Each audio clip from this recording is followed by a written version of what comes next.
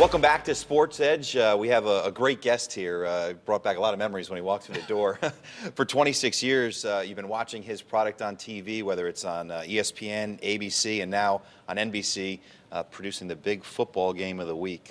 Fred Gaudelli is with us now. And Fred, it's gone in a snap of the fingers, hasn't it, 26 years? 26 years and 26 minutes. I mean, when you think back that it's been that long, it's really hard to believe, but history doesn't lie. Your job, I think a lot of people would love to have your job. Talk about what's so much fun about producing the NFL on its biggest stage, week in and week out. Well, I mean, first of all, you're talking about the, premier entertainment entity in America. So everybody is enthused about the National Football League. That bears out in television ratings every single week. So to be a part of that just in itself is fantastic. For people watching at home who may not know what a producer does, if right. you quickly, we know, but quickly tell them what your job entails. Well, here's what I always tell people who are not in TV, just to kind of make it easy. And I keep it in the football family. The producer would be like the head coach.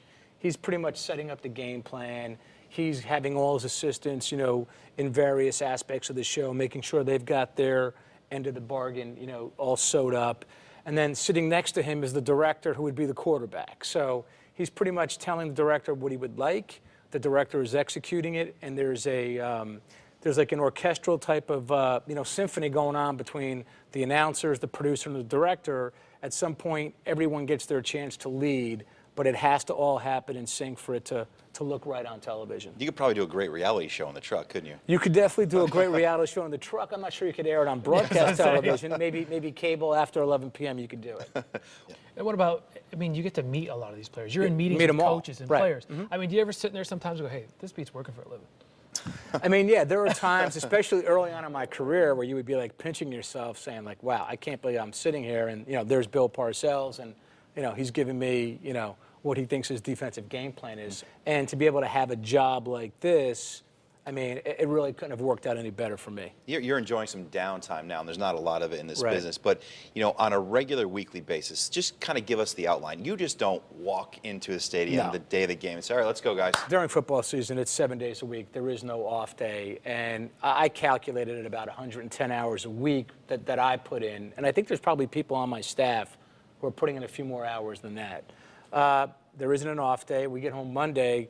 I'm doing two things. I'm reviewing the game we just did and grading it. Yeah. And I'm starting to, make the phone calls and get the legwork moving for next week's game. Tuesday, I'll watch the broadcast version of the two teams in our next game. And then Wednesday, we have a staff meeting where we collectively review what we just did and then plan for the next game. Thursday, we hit the road, going to the city where the game is going to be. Friday, the entire day with the home team at their facility, watching practice, talking to coaches, talking to players. Saturday morning, wake up, watch the coaches film of the visiting team's last game.